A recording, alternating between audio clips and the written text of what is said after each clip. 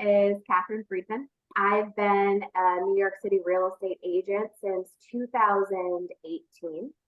And over, the course of my real estate career, I've had the ups and downs. I'm sure dealt with all of the struggles that we all have dealt with.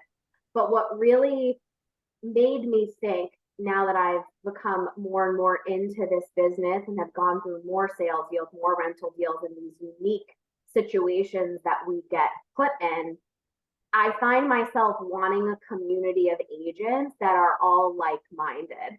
I'm sure you can all think of a past deal where, the agent that you were working with was perhaps not easy to deal with. They were a bit combative or difficult to get a hold of, or whatever the situation may be. It can just be really hard. And I wanted to put together the coffee talk to really find community and to have a group of real estate agents that want to help each other, want to do deals together, want to work together, because ultimately, whether you're representing a buyer or a seller or a tenant or a landlord, we all have the same goal of getting a deal done. And although that's a really easy concept, sometimes when you're working on deals, it seems like the other agent can be working against you. And that's just where I felt like there has to be other agents out there who feel the way I feel, which is why I started doing the coffee talk. That's just a little background on our why. And I'm going to go to the next page so I can show you the agenda for our meetup today. So first thing is just introductions. I'd love for everyone on the call just to introduce themselves and to share, what interested you about, joining the coffee talk. Maybe the explanation of why I was doing this kind of piqued your interest and you have that same sense of, wanting to find community within the New York City real estate business. So does anyone want to kick this off? If not, I'll kind of just go in the order of the names I see on my screen.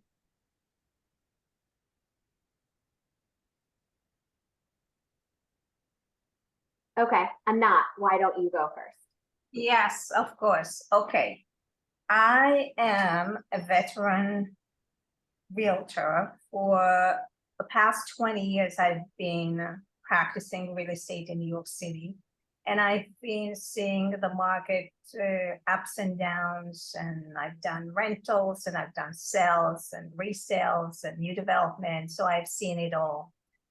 I am more interested to hear from the younger crowds to see how they're dealing with the current market, what kind of strategies they do, marketing, all those things, fun and new things that are out there that when I started, they were not in place. Obviously, I am with a very big company, the Corcoran Group, and they provide us with many marketing tools, but I wanted to hear from you guys from different brokerage agencies in New York to see what kind of things you're using and what works for you in this particular market.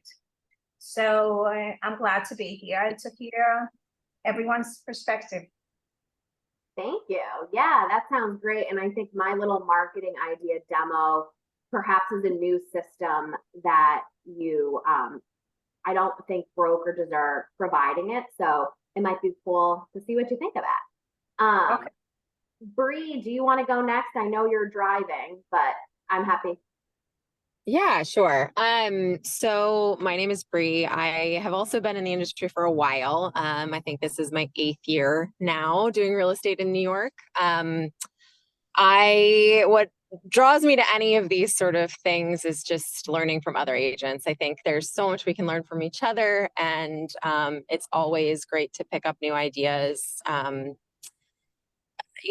Largely with kind of how to get clients and how to stay in touch with clients, because that's something that even 8 years in, I still don't do the best job of. And I know that there's a lot of business that I'm leaving on the table because I drop the ball fairly regularly on, staying up to date with my marketing and staying up to date with keeping in touch with my clients.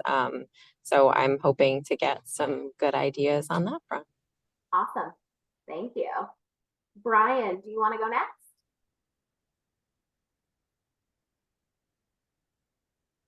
And if you're not in a good place, I see you're muted.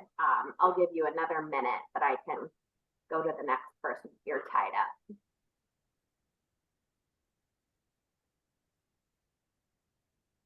Oh, okay. Brian doesn't have a mic on his computer. Brian, if you want to just type in the text box so we can get to know you a little better, that's great. But I'll let Ashley go ahead and introduce herself, and then I'll get into my marketing idea. Another person joining too.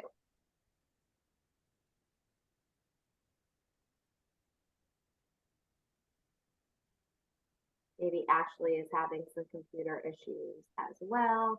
We have Carlos joining. I'll give Carlos a minute. Hey, Carlos, we're just going around on introductions.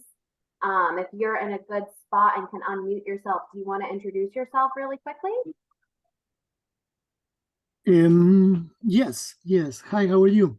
I was trying to log in through Google system and I wasn't able. Let me see why it's not my camera.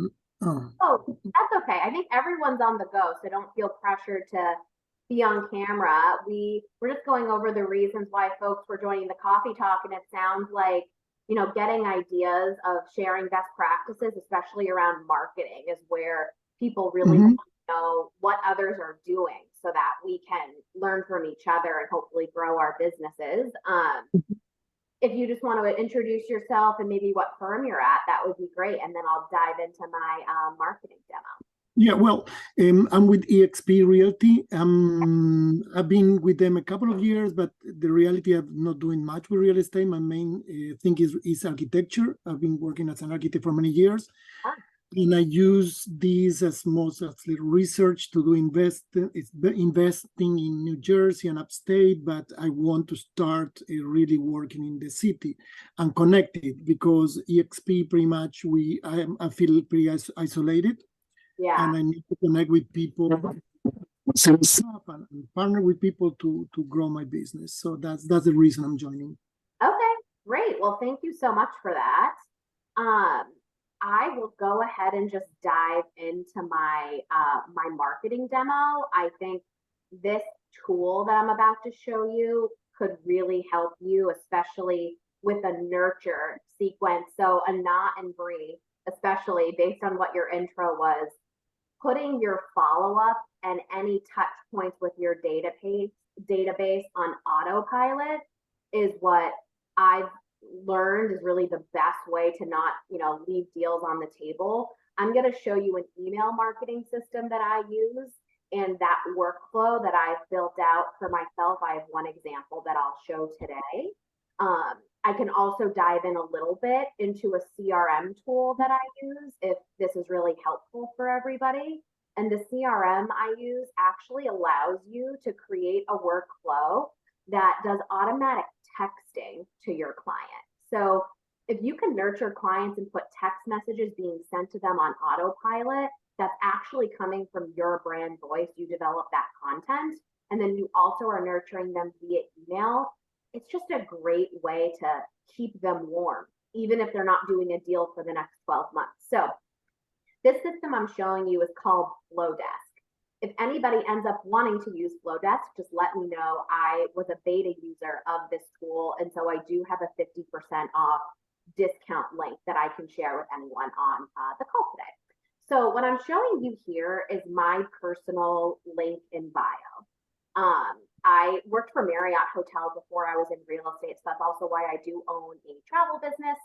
So when you see my link in bio here, when someone puts their email in here, they have to pick which workflow they want to join, right? So to the consumer, it's what are you interested in?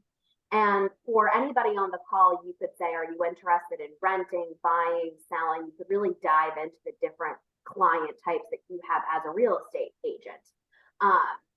But you design all of this based on your brand voice, but their templates are very clean, easy to understand.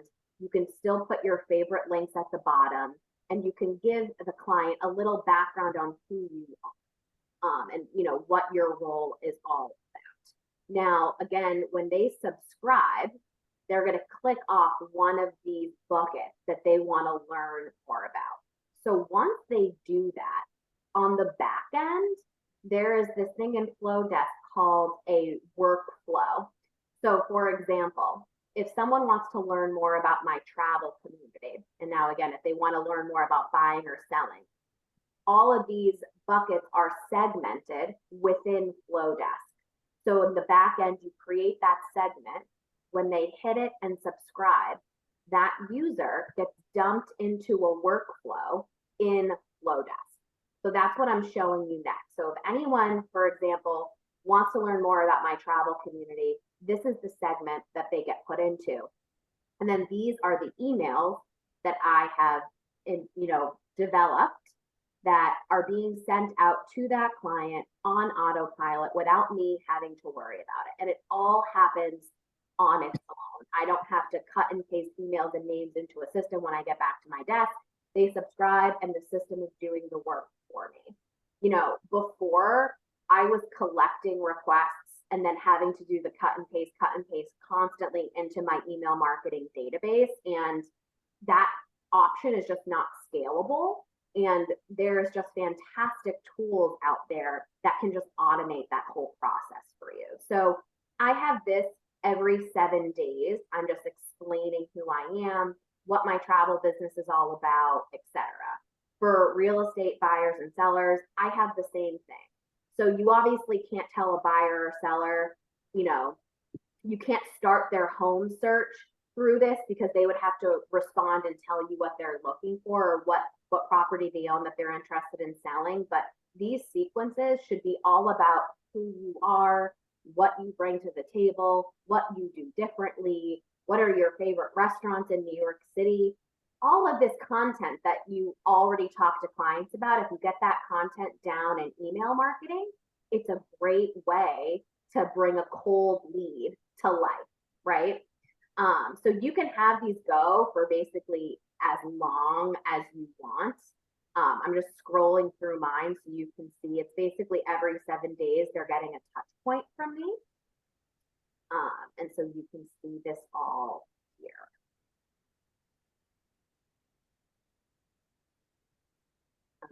Does anyone have any questions, comments, or do you have something like this that you're using now? Do you think this would be helpful for you?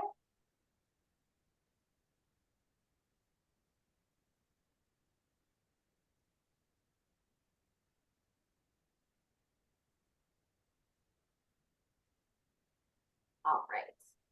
I'm going to go back then to my market update. So I don't know if anyone on the call uses Urban Digs.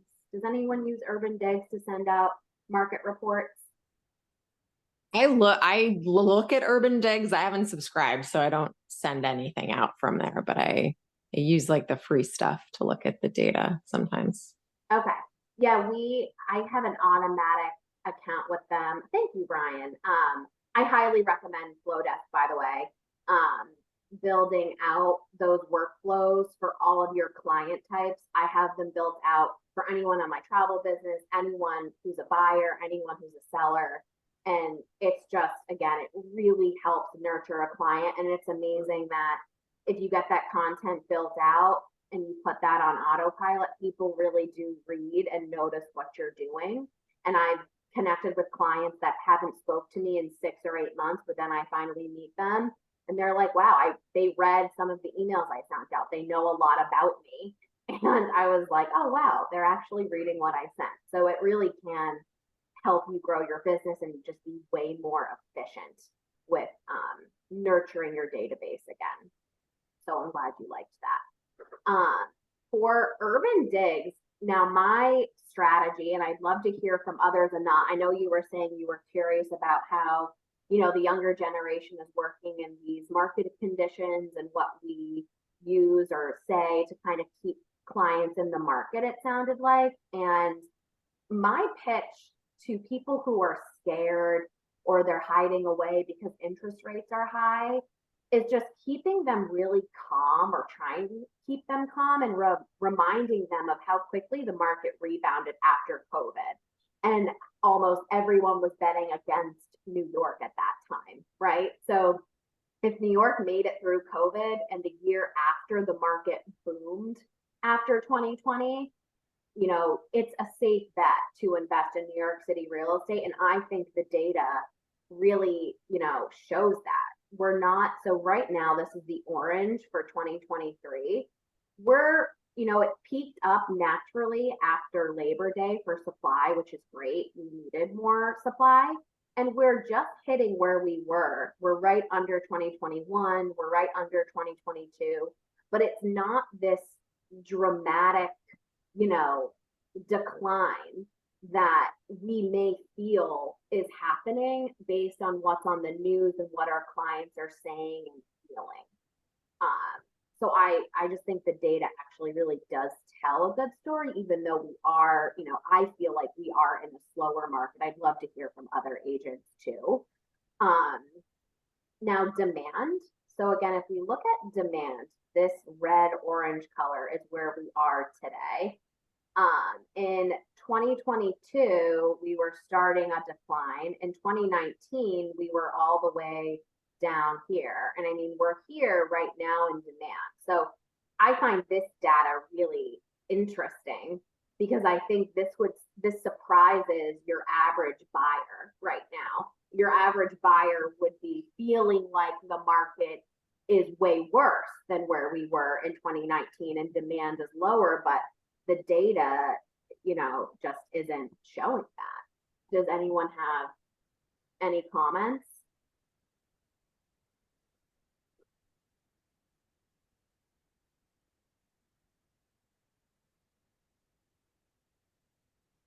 So demand, and then this is new listing, so similar to, you know, inventory. In 2023, we are right here. These squiggly lines are just constantly crossing over each other. So we're kind of caught up in the mix, really. Like this is the orange is 2022. Here was 2019. So 2019, we had a lot of new listings. So we're right here. It's not, again, it's not as dramatic, I think, as some buyers are making it out to be. Here's just another graph showing pace. So you see how that contract signed. This is a good one for us to review as well. So contracts signed were right here. So between 100 and 200. This is looking at the past week, by the way. Urbandig is sending out weekly reporting. So we're above where we were in 2022. We're also above where we were in 2019. And funny enough, in 2020, the market this time was, you know, there was more deals happening as we were coming out of quarantine and all of that craziness. So interesting. And then you can naturally see 2021 was just an incredible year for New York City real estate, just booming back from COVID, which I still think is such a good story to share because people can forget that so quickly. But I think it does provide buyers a lot of confidence to know how quickly the market rebounded from a global crisis. And New York City was the epicenter of that. And the fact the market really did rebound and people held on to the value of their properties in the city, I think is just so important to remind clients of. Because again, they can forget very easily and get too wound up with interest rates. Those were the main slides I wanted to go over.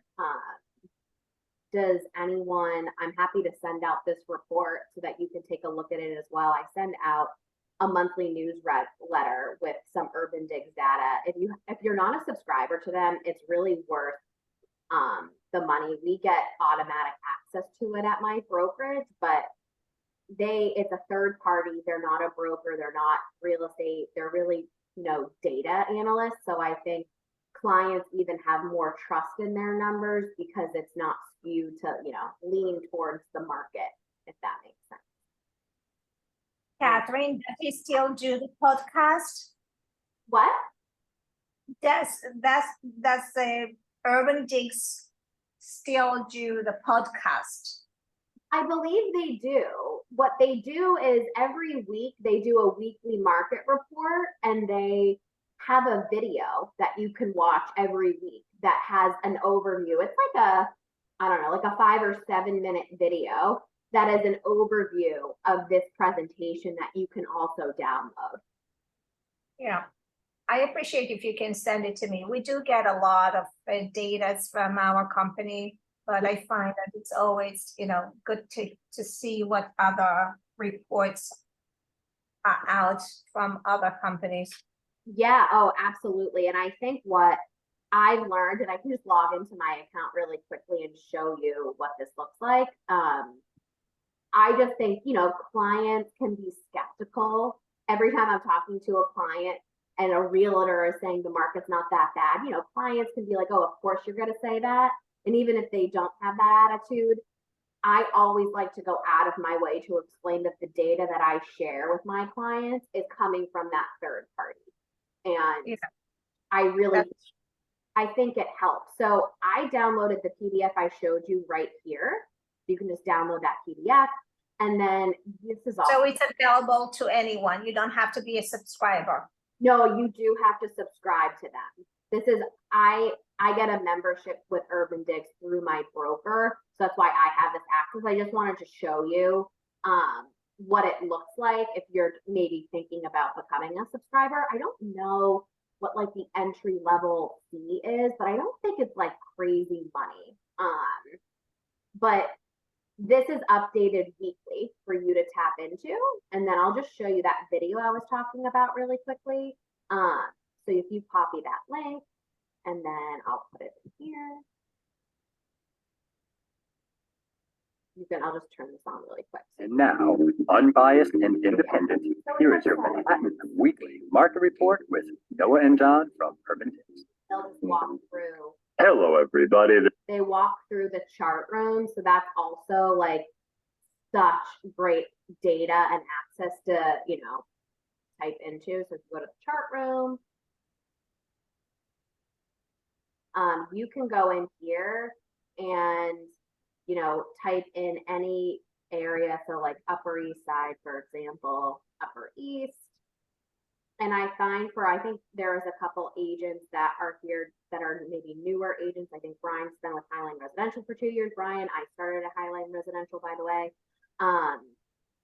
These are great numbers just to tap into. I find myself using these median sale prices as talking points with clients.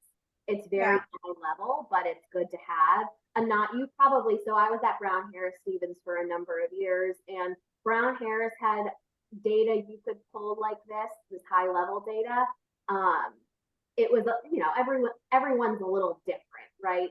This is giving you a bit more in terms of the listing discount. We didn't get the listing discount. We really only got the median price points and price per square foot. But I love looking at this data, and you can export this into a PDF for clients. You can send it via email or whatnot. So it's a great tool. Before I go on to the next topic, if everyone was wondering marketing and ways to automate your outreach, I'm happy to open up my CRM and just quickly show you a smart campaign is what we call it that I have set up for buyer clients that automatically emails and texts them. If that's of interest, just let me know. I'm happy to do that really quickly. That will probably take me like 5 minutes. Okay, so when you go into your marketing tab of my CRM tool, this is where I build out this workflow that I keep mentioning, a workflow. But this is really the best way to stay in touch with somebody, is building out the workflow and then attaching the client to that workflow so that then all of your outreach is on autopilot. So you could focus on the business that's right in front of you, but you're building out your pipeline for next year. So when I get a new buyer lead, the system, it comes through kvCORE. So I don't have to cut and paste the name of that client into kvCORE. It's streaming through into the system. The system automatically sends them an intro email. it automatically creates me a task. So I know I should like try to give this person a call. So then I try to call them.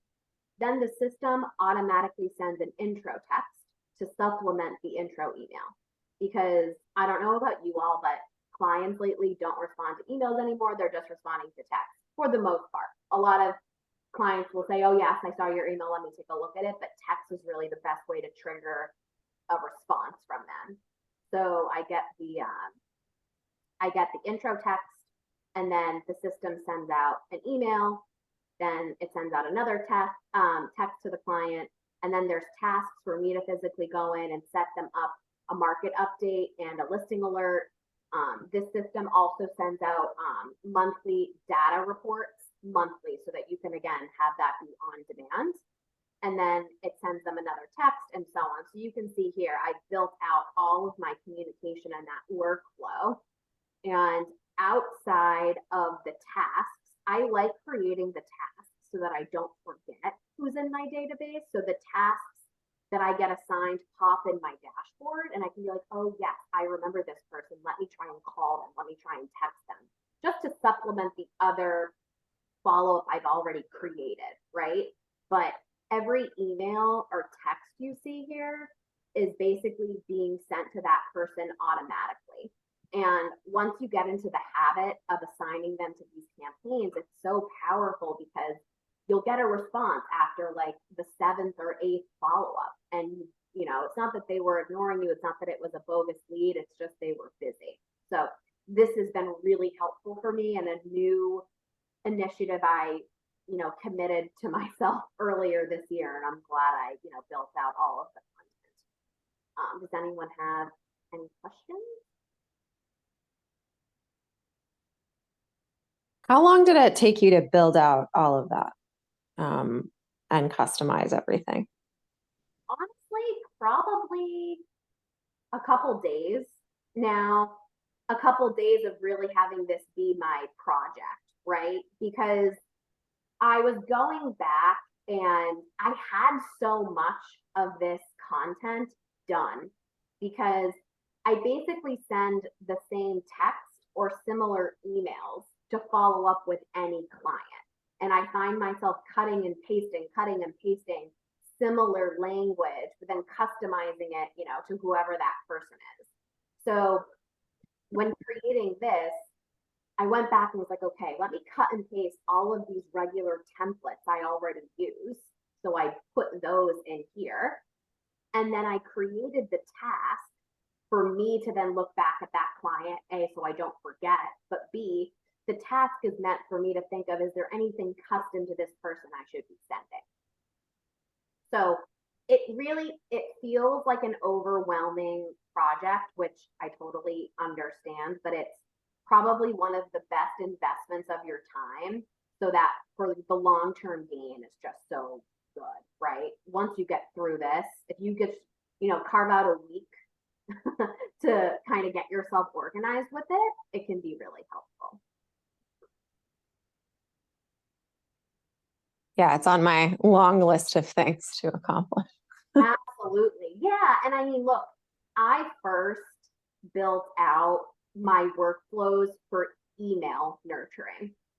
That was the first project I did. And I have a total of, so like this workflow that I'm talking about, I have like 5 of these workflows that I'm, again, whoever goes to my link in bio on Instagram, on anywhere, they can tell me what they're interested in and boom, they're getting into that right workflow. And I just love the connection in Flowdesk, how you can have this link in bio now, which is a new feature that they're having, these forms. And then it puts them right into that workflow automatically. So it's so cool when you see people subscribing to the different things that you offer. And you know they're not only subscribing, but they then are automatically getting to know you because you have that workflow built out. Do you ever find that clients get annoyed with automatic technicians?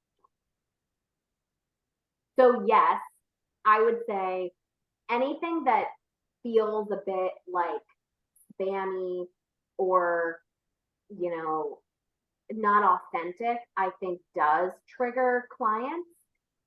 What I like about the campaign that you create in here is you set the text. The system doesn't tell you what to say in that text.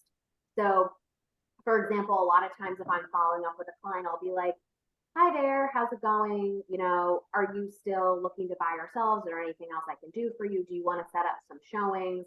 A lot of times in my text follow-up, I'm asking, do you want to hop on a consultation call so that we can get to know each other and I can understand your needs better? So because you can set what the content is, there's definitely a way, although you're making it for the masses, it doesn't feel like it's meant for the masses because you're asking something from them that's very specific versus sending out a mass text. A mass text kind of feels like an automatic mass text, you know? So that would be my response to that. And then, liked it for that purpose. What if you have already set an appointment? Is there a way to cancel future? Yeah, so you can just pause. For any smart campaign, you can stop the campaign so that that client doesn't get those messages moving forward, or you can just pause it, right? Because a lot of times I'll have someone start responding to me after day 6 or day 11. One of these text messages is usually where I get a response. And I usually pause the campaign so that they don't go through the whole sequence. And that's when I start working with them because hopefully they've now become an active client. Yeah, no problem. It's really about, I think a lot of these CRMs, this is KV Core. KV Core has been my favorite CRM hands down, but a lot of the CRMs might give you example templates that you should use. And while I think those are great and they're good to work off of, just remember those templates might not sound like you, or, it just doesn't, it's not the way you talk. So the texting and the emailing that I have here is exactly the way I talk and who I am and how I approach my business because I, created the content. So that's the best advice I can give anyone with doing this.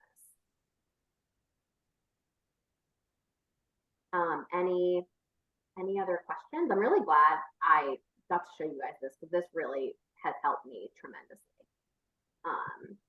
I will now go back to our agenda here.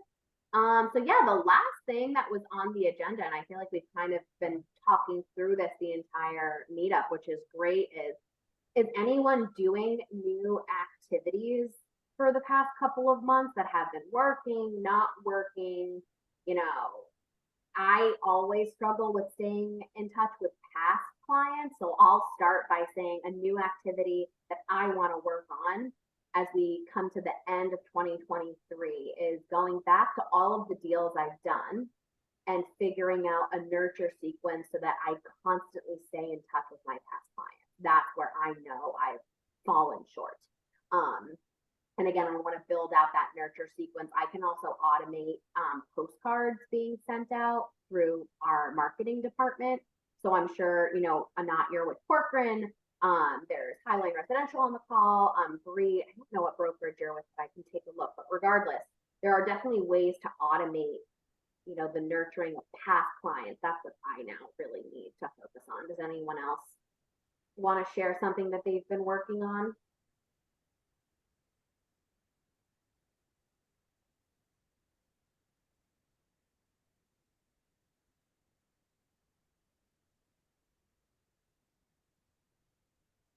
All right, no problem. Well, that then I guess wraps up our meetup today. It was really great getting to know you all a bit better. I think marketing is our biggest struggle as real estate agents because there's so much involved with marketing and we already wear so many hats that in addition to basically being our own media companies, that's really what we have to be to grow our business, can be really, really overwhelming. So I feel like for the next coffee talk, we should just keep diving into marketing and what's another marketing strategy or way we can continue to grow without it taking up too much of our time. I couldn't agree more with you, Catherine. You're absolutely right. it seems overwhelming to follow up with all the new marketing platforms and what works and what doesn't work and what just irritates clients and what is something that you can effectively turn a client into your next deal. So I think you're right on point. Thank you. Yeah, and the other thing I'll say just about these workflows, whether it's a workflow via email or via text, and this is just for me personally, so everyone has their own personal brand, but I think as agents, we forget that clients connect with us more when we talk about ourselves versus real estate. Because most agents are only talking about the deals that they're doing, which is fantastic, by the way. Clients have to know that we're doing deals. But just something to think about with all of the nurture sequences that you're putting together, it's so valuable to tell clients about the service that you provide, right? Because the service is how you become so valuable and someone they cannot live without when they're doing a real estate transaction in this city. So talking about your system, your operations, how you help them from start to finish is something that really has helped me. And especially when I left the hotel business, it really helped me as a newer agent start getting, when I was in my first 6 months, I luckily got into sales and I really worked my way through it because of my hospitality experience. And I really leaned into telling my clients, I will provide you 5-star service. And it really helped me grow my business. And so that's just an idea with anything that you automate. It doesn't have to all be about real estate. It can be about your personal brand. That's interesting to people.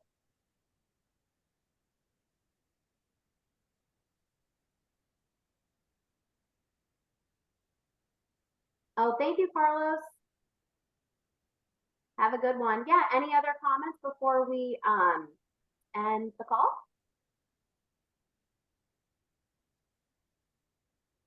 Thank you so much. Really appreciate it. Yeah, my pleasure. And if anyone wants to drop their, I think Instagrams in the chat box here, I'd love for us all to connect and, follow each other on Instagram. I will like everyone's Instagram post to support you. So feel free to pop yours in there. Mine is at cat.n.friedman. And yeah, let me make sure I say Brian's. But thank you all so much for joining, and you'll definitely be on our list to send out when we do the next coffee talk.